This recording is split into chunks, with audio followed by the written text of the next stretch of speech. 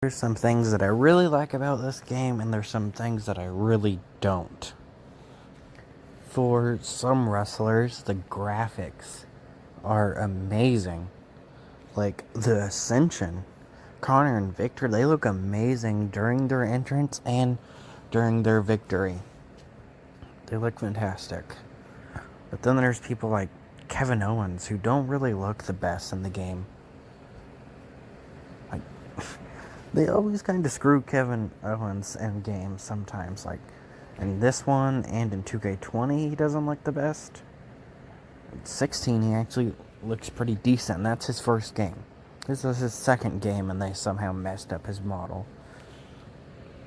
And, the ratings in this game are atrocious.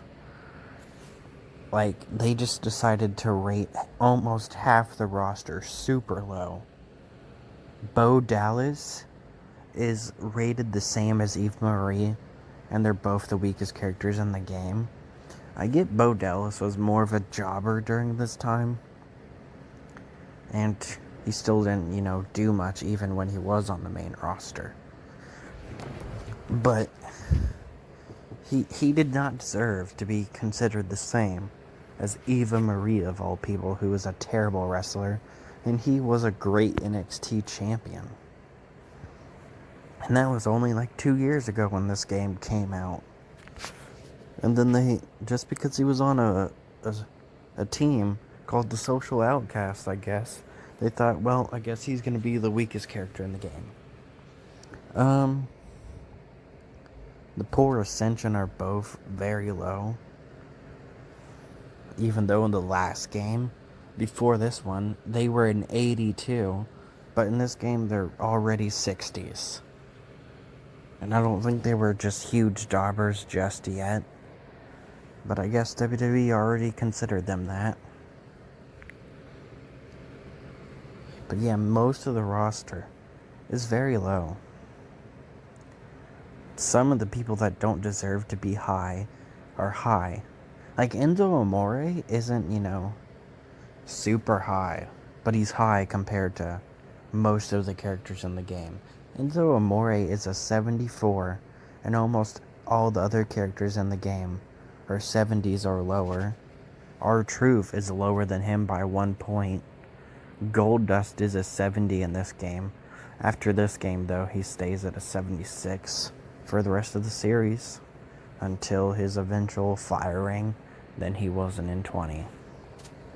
Speaking of Goldust, him and Stone Cold will no longer be in my favorite videos because I found out that they're terrible people and I'm just not going to support them. And I can't see them the same. But anyway, yeah, a lot of the characters are really low. Some of the designs are really good, some aren't. Story mode sucks. I'm not even going to finish it. 2K15 was kind of boring, but it's had its moments, so I at least wanted to finish it. I finished it. It still wasn't very good, but I at least finished it. 16 I never got to finish because I had to get rid of it because the disc was messed up, because it was pre-owned. This one was not pre-owned. Obviously, that's why I'm making a review on it. 18 was fine. It had its moments, but I never finished it because it was just kind of boring and repetitive, and it forced you to lose matches. 19, we finally got cutscenes and stuff. It was decent, and 20 was pretty bad, but it was better than the other ones. This one, you gotta fight your way to titles and all that stupid stuff. If I wanted to do that, I could do stuff like that in universe mode, or just play regular matches and fight for titles instead of, fighting for titles by fighting Blake and Murphy 50 times just to get the NXT titles. No, I don't want to do that many rematches. I could just, if I wanted to, like, pretend and do a match with, like, Enzo and Big Cass versus the Dudley Brothers. Or what else? Yeah, there's like Road Dogg Jesse James and Billy Gunn. Badass Billy Gunn against, I don't know, the Usos. not my one custom character and a random guy named Lance Archer that's wearing purple and red, and we fight the same matches over and over again. And sometimes you decrease in rank even if you win, at least in my experience, because I won most of them. I lost ones every now and then, but then those ones I would increase in rank when I lost for some reason. Story mode was just trash. Gameplay is a bit slow. It definitely improved in 18. 15 was probably one of my favorite games, even though it has lots of flaws, way more than this game does. But it was very slow.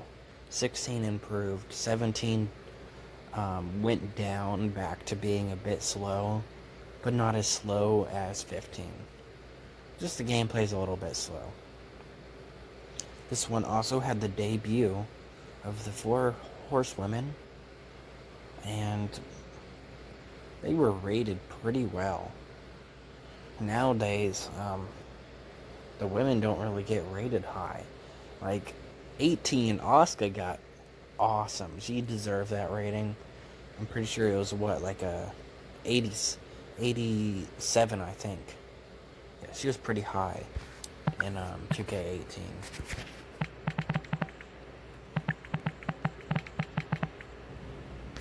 But then after that, for 19,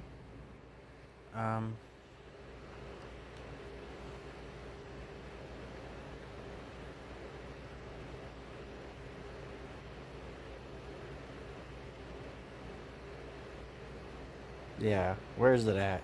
Yeah, she was undefeated at this time until stupid Charlotte Flair was the one they chose to beat her.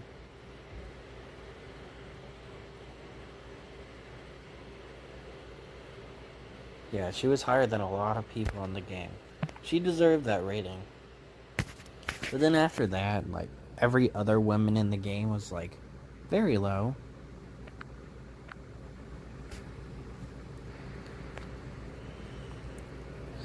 And we finally got, like, 2 women, 3 actually, that were super high in 20. After, like, one whole game, 18 and 19. Asuka was the only one that was really high. So it surprised me in this game when a lot of the women were high in this game. Because this game came out before women could even have a Royal Rumble.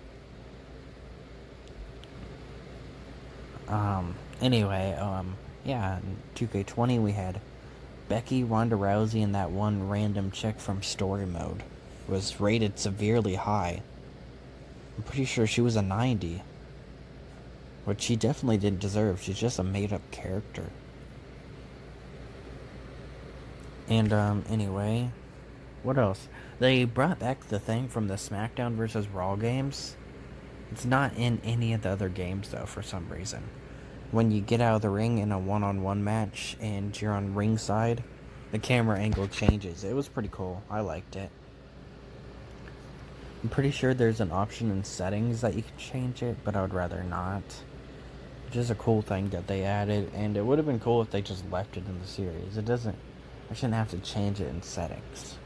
The only thing I want to change in settings is turn the blood on, turn subtitles on, turn the reversal limit off, and that's about it. But yeah, this game was very fun. You get a trophy for playing as Brock Lesnar. Not for playing as him, for doing Suplex City. But he's not very fun in this game. He has like boxing punches. I get he's an MMA fighter. MMA fighter. UFC fighter. All that. He's a good boxer. But I don't know. It just wasn't very fun. It's just weird.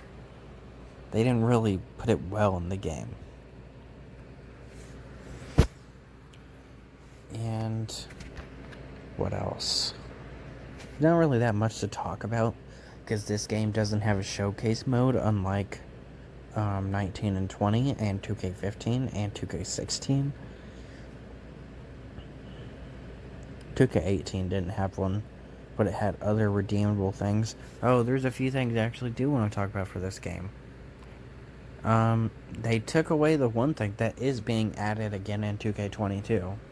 They took away where you could put tables wherever you want. 16 was the last game you could do that. And it is the first game that we get the highlight reel. Highlight reel is actually pretty decent. It sucked ass in 18. Then it severely improved in 19. Then it wasn't the best in 20, but it was still really good. But yeah, it was first game with highlight reel. First game where you could do up taunts to make your opponent get up without picking them up. And it was the first game where you could taunt on the ropes, on the turnbuckles and stuff. All you could do in the games was taunt in the ring previously. There was no taunting on the ropes. But yeah, my biggest gripe was that most of the roster was very low. Oh, and actually there's another thing I didn't care for. They have like these promotional things. During story mode, they'll show NXT and all that. That's fine. But you can't skip them. You can skip them in 18. But you can't skip them in this game. And they show a bunch of people that are not in this game that are DLC. Apollo Crews, Nakamura, Brothers, Nia Jax, like, bunch of wrestlers. But they're not in the game. They're all DLC. And, I mean, I would be fine with watching them if, they don't show them in every single NXT match, every single main event match. It just gets repetitive. I don't want to watch that. But it is a fun game. Still not my favorite. 18 will always be my favorite. And then 2K19. Then 20. Though 20 is definitely not the best graphics-wise. It's not the best a lot of wise things. Especially with the weird story mode. Better than most of the WWE story modes, though. But yeah, that's it.